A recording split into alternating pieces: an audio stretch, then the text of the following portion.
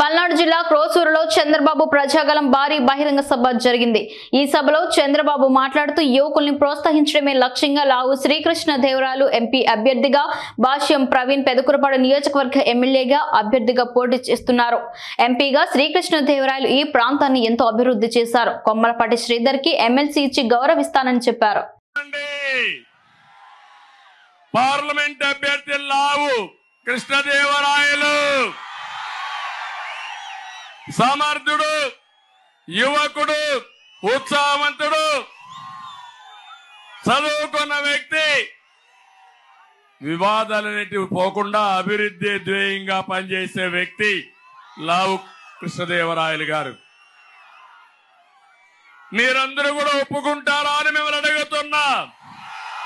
ఒప్పుకుంటే గట్టిగా చప్పట్లు కూడా చెప్పండి, మా ఓటు మీకేని।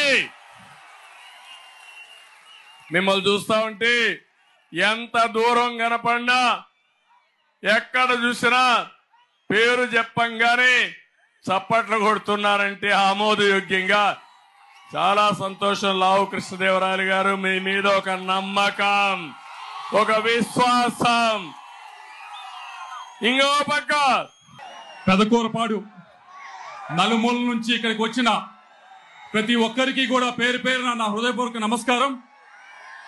వేదిక పైన ఉన్న పెద్దలు, టీడీపీ అధ్యక్షులు చంద్రబాబు నాయుడు గారికి, పెద్దలు శ్రీధర్ గారికి, ప్రవీణ్ గారికి, జనసేన టీడీపీ నాయకులకు, కార్యకర్తలకు ప్రతి ఒక్కరికి కూడా పేరు పేరున హృదయపూర్వక నమస్కారం।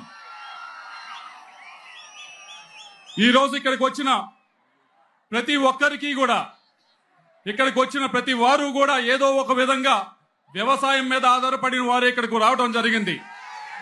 అయితే రైతులు లేకపోతే రైతు కూలీలు ఈ రోజు ఇక్కడికి రావడం జరిగింది। ప్రతి ఒక్కరు కూడా అడుగుతా ఉంది ఒకటే, అయ్యా సాగుకి నీరు లేవు, ఈ సంవత్సరం సాగుకి నీరు లేక మా పంటలన్నీ కూడా ఎండిపోయినాయి అని చెప్పి ప్రతి ఒక్కరు కూడా అడుగుతా ఉన్నారు।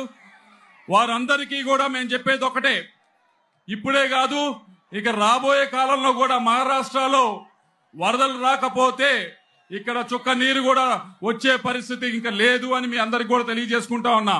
ఎందుకు అని మీరు అందరూ అడగచ్చు, ఎందుకంటే శ్రీశైలం దగ్గర అటు తెలంగాణకి లిఫ్ట్ ఇరిగేషన్ లో తీసుకెళ్తున్నారు నీరు, అలాగే రాయలసీమకి పోతిరెడ్డిపాడు వల్ల నీళ్లు తీసుకువెళ్తా ఉన్నారు। అదంతా అయ్యి ఇక్కడ దాకా నీళ్లు రావాలి అంటే పైన వరదలు వస్తే తప్పించి రాని పరిస్థితి ఇప్పుడు రాష్ట్రంలో మనం చూస్తా ఉన్నాం। దీనికి ఒకటే ఒక పరిష్కారం, ఏదైతే గోదావరి జలాలు తీసుకొచ్చి కృష్ణా నది రైట్ కెనాల్లో కలుపుతామో అప్పుడే ఇక్కడ ఉన్న ప్రాంతంలో ప్రజలందరూ కూడా సుభిక్షంగా ఉంటారని చెప్పి మీ అందరికి కూడా తెలియజేసుకుంటూ, ఆ ప్రాజెక్ట్ అవ్వాలి అంటే ఎవరు రావాలి అధికారంలోకి? చాలా మంది మహిళలు కొద్దిగా ఇబ్బంది పడతా ఉన్నారు, కొద్దిగా ఇంకా ముందు స్పేస్ లేదు, కొద్దిగా వెనక్కి వెళ్ళండి, ఊపిరాడకి ఇబ్బంది పడతా ఉన్నారు, కొద్దిగా వెనక్కి వెళ్ళాలి అని మిమ్మల్ని కోరుతా ఉన్నాను। అలాగే కొద్దిగా వెనక్కి వెళ్ళండి అమ్మా, ఇక్కడ కొద్దిగా ఇరుగ్గా ఉండి ఇబ్బంది పడతా ఉన్నారు, కొద్దిగా వెనక్కి వెళ్ళండి। అలాగే ఈ ప్రాంతంలో చెప్తున్న రెండో సమస్య, కృష్ణా నది 20 కిలోమీటర్ల దూరంలో ఉంది, అయినా తాగటానికి నీళ్ళు లేదని చెప్తా ఉన్నారు। ఇక్కడే ఈ పరిస్థితి ఉంటే పల్నాడులో ఎటువంటి పరిస్థితి ఉంటుందో మీరు అందరూ కూడా ఊహించుకోవచ్చు।